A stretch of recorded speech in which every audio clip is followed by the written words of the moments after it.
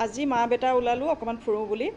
যোৰহাটৰ বাহিৰত নহয় বাৰু যোৰহাটৰ টাউনৰ ভিতৰতে অকণমান ফুৰোঁ বুলি ওলালোঁ আৰু এয়া প্ৰথমতে আহিলোঁ আমি চিনেমা এখন চাবলৈ বহুত দিন আমি চিনেমা চোৱা নাই সেইকাৰণে ভাবিলোঁ চিনেমা এখন চাই লওঁ আৰু এইখন চিনেমালৈ আমি বহুত দিনৰ পৰা ৰৈয়ে আছিলোঁ আৰু এতিয়া যিহেতু আহিলে হললৈ সেইকাৰণে ভাবিলোঁ প্ৰথমতে আমি চিনেমাখন চাই লওঁ আৰু মই অলপ আগতে আপোনালোকক সুধিছিলোঁৱে কি চিনেমা চাবলৈ আহিছোঁ আপোনালোকে গেছ কৰক বুলি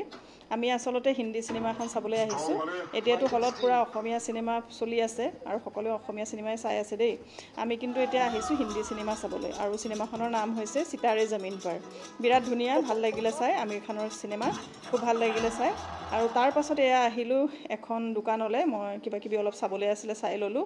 আৰু কিবা কিবি মানে শ্বপিং কৰিবলৈ আছিলে সেইখিনি বাৰু কৰি ল'লোঁ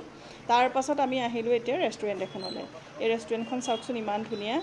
আৰু আমি অৱশ্যে ছিট নাপালোঁ দেই অলপ সময় ৰ'ব লাগিব বুলি ক'লে ৰ'লোঁ কিন্তু ছিট নাপালোঁ তাৰপাছত আকৌ এতিয়া আহিলোঁ বেলেগ এখন ৰেষ্টুৰেণ্টলৈ